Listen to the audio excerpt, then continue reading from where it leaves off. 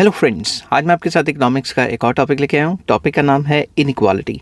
इसमें मैं डिस्कस करूँगा इनइक्वालिटी क्या होती है, इसके टाइप्स क्या हैं, कॉजेज़ क्या हैं और गवर्नमेंट ने क्या क्या किया इनइक्वालिटी को रिड्यूस करने के लिए। चलिए विदाउट वेस्टिंग एनी टाइम शुरू करते हैं। ये टॉपिक इंडियन इकोनॉमी और इकोनॉमिक्स और यूपीएससी यूजीसी के लिए काफ़ी इंपॉर्टेंट है। चलिए शुरू करते हैं। सबसे पहले introduction. Inequality refers to a situation where resources, opportunities, income or wealth are not distributed equally among people or groups in the society। तो inequality एक ऐसी सिचुएशन है जिसमें रिसोर्सेज को या अपॉर्चुनिटीज़ को या इनकम और वेल्थ को इक्वली डिस्ट्रीब्यूट नहीं किया गया अमंग पीपल या ग्रुप्स ऑफ द सोसाइटी। ठीक है, कुछ ग्रुप्स को ज़्यादा मिल गया और कुछ ग्रुप्स को कम मिल गया। In simple words, inequality means unfair difference between people in terms of income status और अपॉर्चुनिटीज़, के लोगों को इनकम स्टेटस और अपॉर्चुनिटीज़ में जो है अनफेयर डिफरेंसेस हैं। अब टाइप्स ऑफ इनइक्वालिटीज़ कौन कौन से? सबसे पहला income inequality. It is the difference in earnings among individuals. कुछ लोग अमीर हैं, कुछ लोग गरीब हैं, कुछ लोगों को ज़्यादा तनख्वाह मिलती है, कुछ लोगों को कम तनख्वाह मिलती है। That is called income inequality. फिर आ जाता है वेल्थ इनइक्वालिटी। ये क्या है? Unequal distribution of assets. किसी के पास ज़मीन ज़्यादा है, किसी के पास कम है, किसी के पास प्रॉपर्टी ज़्यादा है, कम है, किसी के पास सेविंग्स ज़्यादा है, कम है। तो वेल्थ इनइक्वालिटी मीन्स के unequal distribution of assets. Next, social inequality. It is based on caste, gender और रिलीजन एट्सेट्रा एट्सेट्रा। तो लोगों को कास्ट के बेस पे या रिलीजन के बेस पे या जेंडर के बेस पे इनइक्वालिटी फेस करनी पड़ती है, उसे सोशल इनइक्वालिटी कहा जाता है। Regional inequality, unequal development across different regions. जैसे अर्बन एरियाज़ में डेवलपमेंट का लेवल अलग है और रूरल एरियाज़ में अलग है। कुछ स्टेट्स भी जो हैं इनइक्वालिटी से सफ़र करती हैं, कहीं पे ज़्यादा अपॉर्चुनिटीज़ है, कहीं पे कम है। Educational inequality, unequal access to quality education. Simple words में कहीं पे पढ़ाई लिखाई ज़्यादा है, कहीं पे कम है। कुछ लोग पढ़े लिखे हैं, कुछ लोग पढ़े लिखे नहीं हैं। वो क्या हो गया? Education inequality. नेक्स्ट आ जाता है कॉजेज़। वजह क्या है इनइक्वालिटी की? Inequality arises due to a combination of economic, social, political, structural factors. Following are some causes। तो ये एक रीज़न नहीं है इनइक्वालिटीज़ का, कई रीजंस हैं। इकोनॉमिक रीजंस भी हैं, सामाजिक रीजंस भी हैं, पॉलिटिकल रीजंस भी हैं। कौन कौन से हैं वो मैं नंबर वाइज आपके साथ एक्सप्लेन करता हूँ। सबसे पहला, अनइक्वल डिस्ट्रीब्यूशन ऑफ इनकम। लोगों की इनकम ही अलग अलग होगी, तो अमीर अमीर ही होता रहेगा, गरीब गरीब ही होता रहेगा। Income is not evenly distributed among people, जो कि इनइक्वालिटी की वजह है। Some individuals earn very high salaries while other earn very little. This creates a wide gap between rich and poor, जिसकी वजह से अमीर और गरीब में बहुत सारा गैप हो जाता है। For example, corporate executives earn far more than daily wages. Daily wages को कम तनख्वाह मिलती है और जो कॉर्पोरेट अर्नर्स हैं या गवर्नमेंट जो एम्प्लॉयज़ हैं उनको ज़्यादा तनख्वाह मिलती है। अब कुछ लोग कहेंगे ले वो भी बन जाएँ, उनको किसने रोका है पढ़ने के लिए कि वो पढ़ाई लिखाई करके बन जाएँ? तो पढ़ाई लिखाई की अपॉर्चुनिटीज़ भी सबको इक्वली अवेलेबल नहीं है। Next, unequal distribution of wealth, very important. Wealth includes assets like land, property, gold, savings. ये सारी चीज़ें वेल्थ में आ जाती हैं। A small section of society owns a large share of wealth. कुछ परसेंटेज ऑफ लोगों के पास देश का तकरीबन 90% पैसा है। पुअर पीपल हैव लिटल और नो एसेट्स। तो गरीब बंदों के पास तो या तो कम एसेट्स हैं या एसेट्स ही नहीं है। This leads to long term inequality because wealth generates more income. तो जो ज़्यादा वेल्दी हैं वो अपने बच्चों को और पैसा दे के जाएंगे, वो उससे और पैसा कमा लेंगे।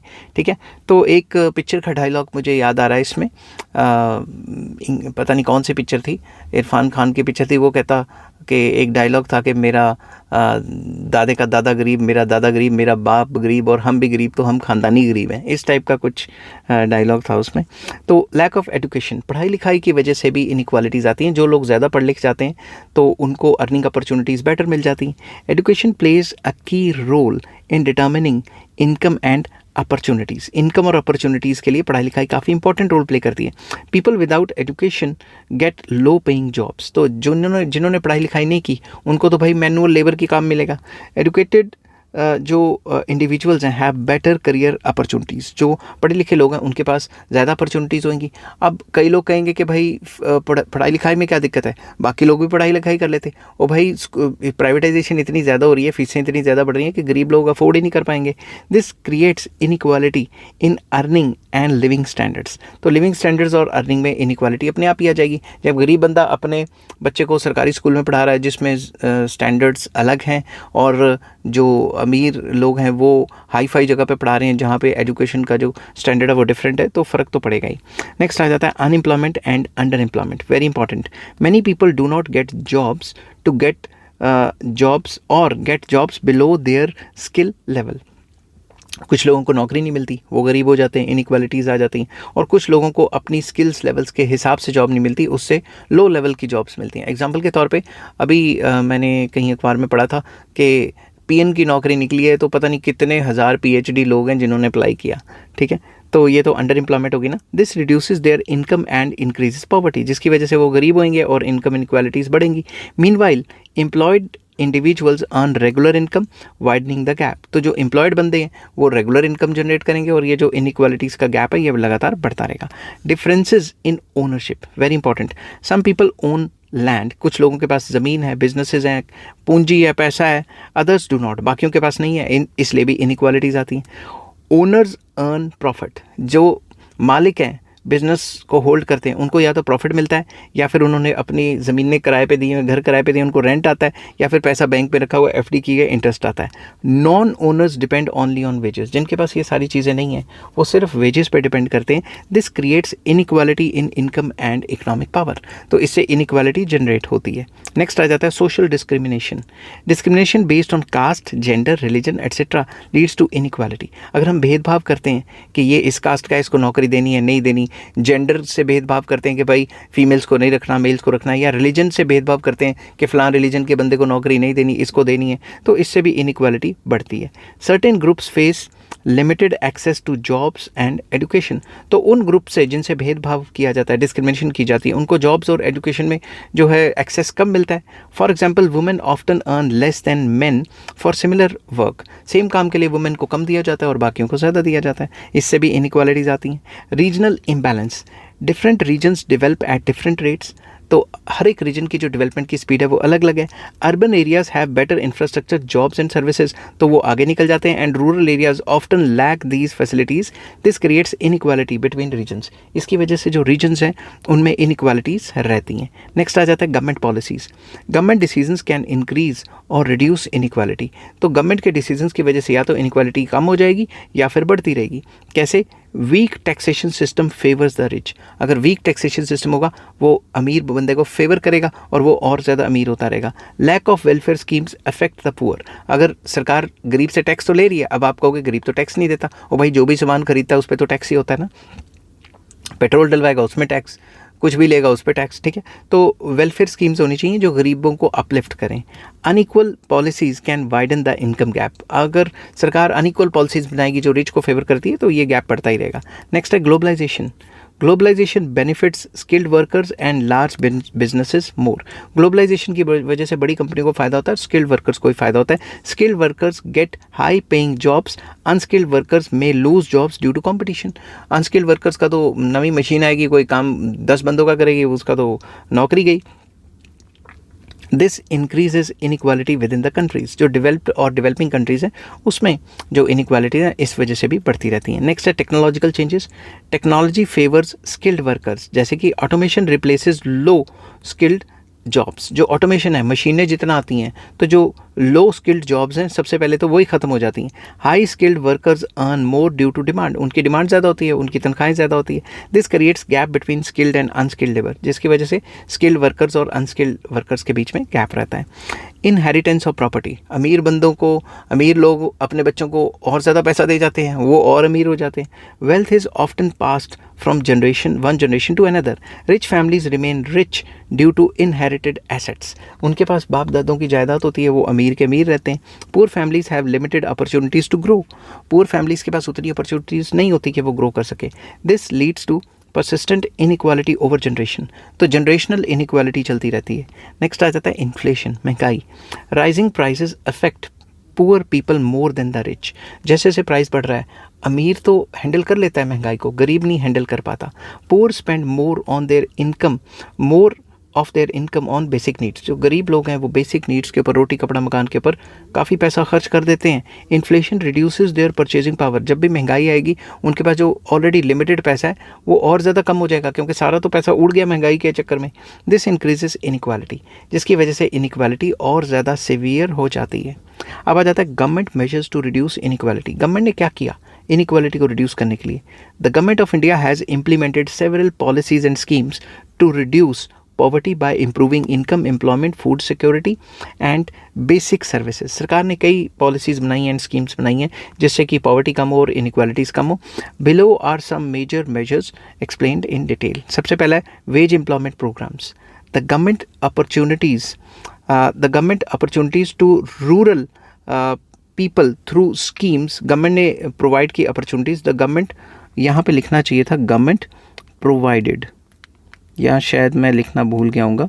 The government provided opportunities to rural people through schemes like, कौन कौन सी स्कीम्स? जैसे कि Mahatma Gandhi national rural employment guarantee act, जिसको मनरेगा कहा जाता है।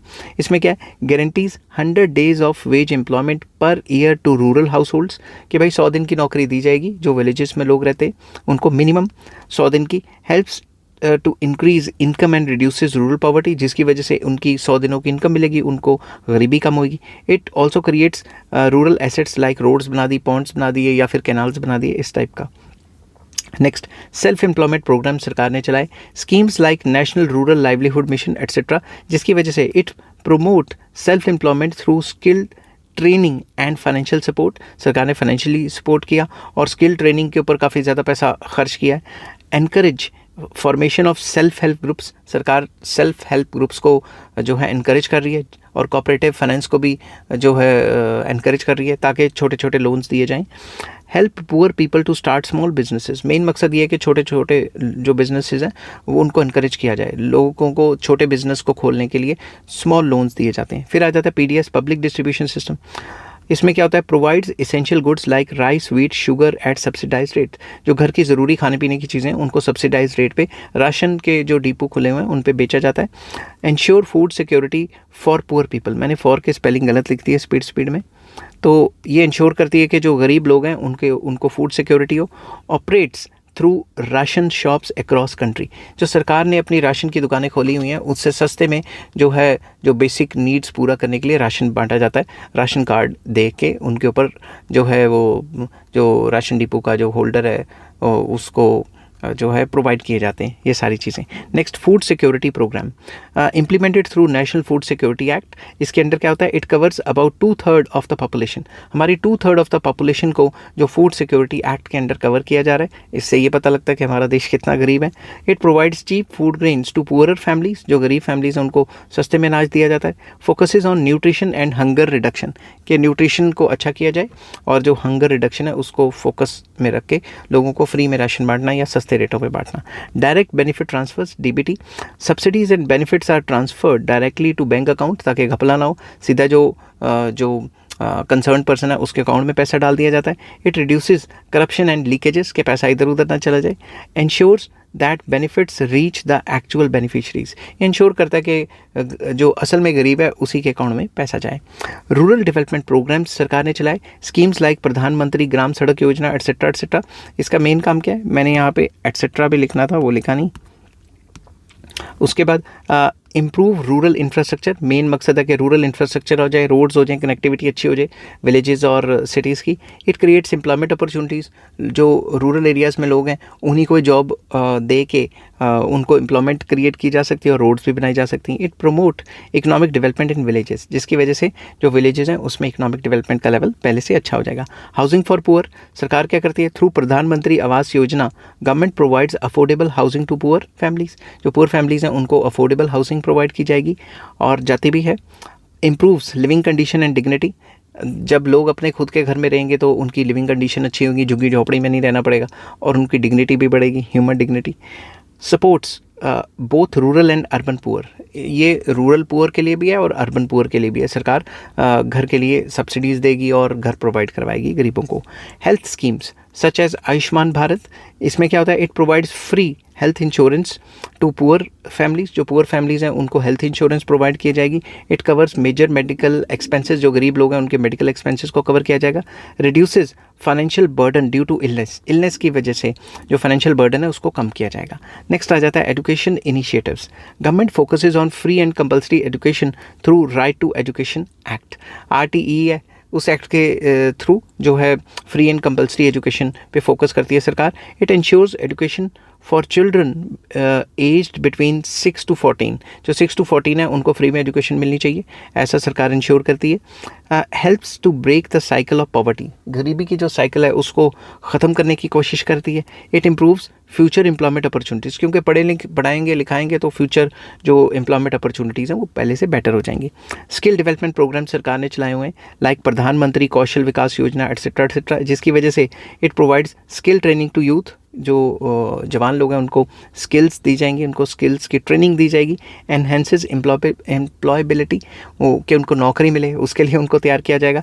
It helps to poor to earn better, कि गरीब लोग और ज़्यादा बेटर तरीके से अर्न करें। Inequality is a major obstacle to inclusive growth and social justice.